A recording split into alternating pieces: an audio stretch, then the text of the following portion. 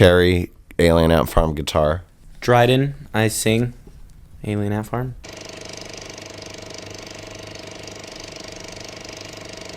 Yesterday, you spent your time at Bizarre Festival in Germany. Mm-hmm. Can you tell something about that?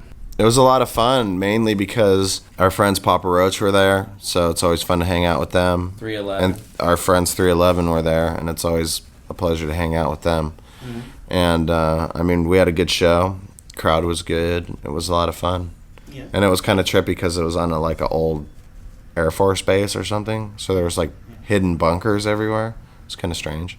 I was kind of scared, in fact, to be on the military base in Germany. It just made me feel really eerie. I don't know why. It's the word. I saw on the internet you played 1:30 in the afternoon. Was that a problem? How was the crowd? That was good. I mean, people were just starting to come in and start to fill up, and I don't know, maybe it was a little early for them, but they seemed to like us, so it was good, It was really good. The weird thing about it was actually playing after 311, that was freaky, you know what I mean? Those guys have been our mentors for 10 years. Yeah. They're musical inspirations to us, and they opened for us, and that kind of sucks. I mean, it made us feel really kind of weird and uncomfortable, but I guess that's the way it goes. They don't have much of a market in Europe, so. Mm-hmm. But it was really cool yesterday, too. We did a big interview session where we got to interview them and they interviewed us, so that was kind of fun. Hey, talking about market, we checked our bookmarks on the internet.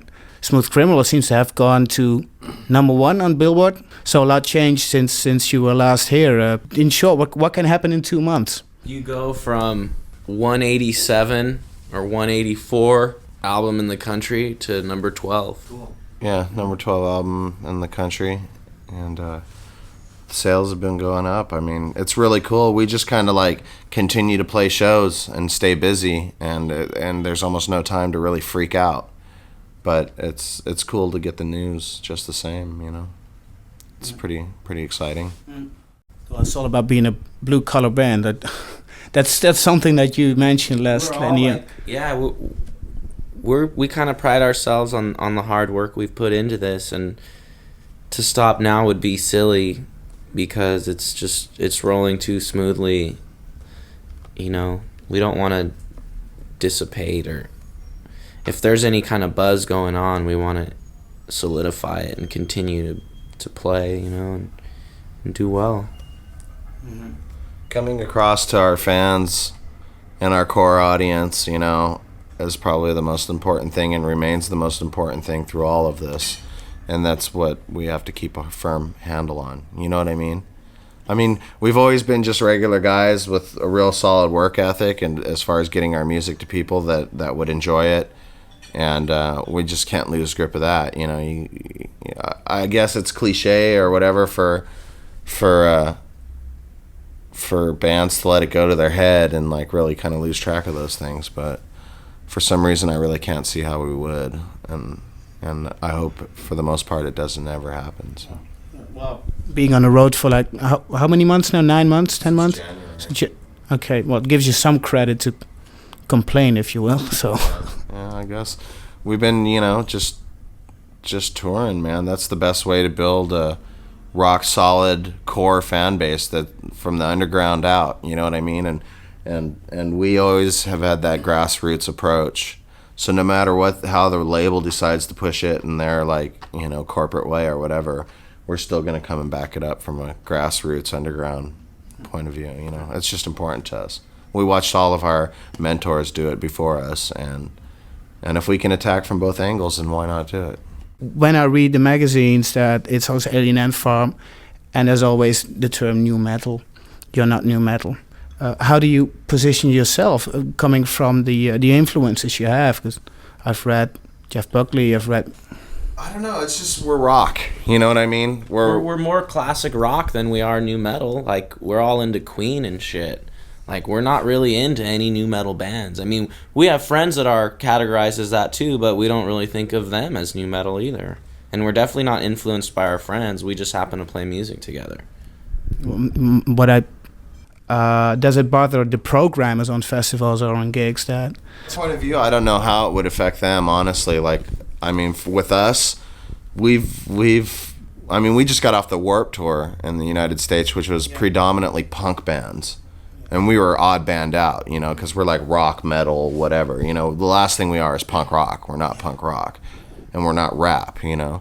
So... But you were still headlining. We still came across. We still had tons of kids there every day to see us.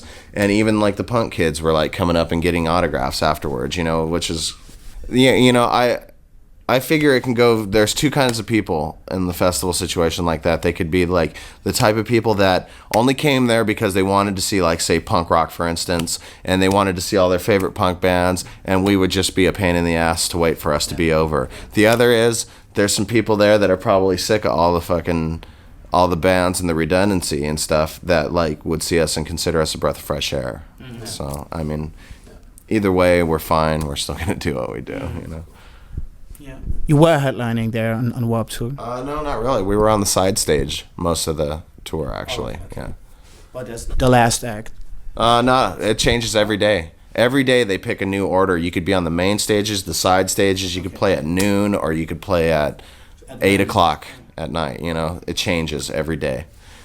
So, but like obviously, like the main headliners, you know, your Rancid, 311, etc., had like the prime positioning every day. But still, it would change. It would be like 4 o'clock or like 6:30 the next day or whatever. Breaking Band, that is an understatement of the year. I think it's 500,000 copies sold. The record just went gold about a month and a half ago. It actually it shipped gold, but now it's like by probably Wednesday it'll be scanned gold. Scanned gold. Yeah. Mm-hmm. So, and I mean every week the numbers have been jumping up and stuff, which is fine. That's great, you know. Which also, I think, puts you in an awkward position, because last time I heard the interview, Dryden said that depending on the record doing well or doing not well, you were going to expand the tour after August, after Europe, or not. So I guess now that you'll be tied to... Yeah, we're still in that frame of mind. I mean, we could tour on this record for another year, because... We probably will. You know, it depends on the success of the record. Like if, you know, bands like No Doubt or whatever, you know, touring for, you know, 20 months on one record. So we just heard from the woman from Universal, your record company, that Queens of the Stone Age are going to be in Europe, in Holland tomorrow for the 6th time for the same record. Almost 1 year. Right. It's more than a year. So see, it's saturation. You know, that's where.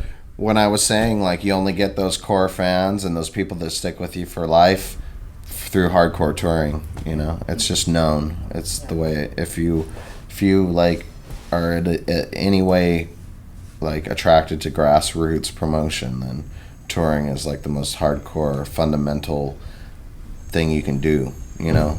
Can you work out something, like, for new songs on the road while you are?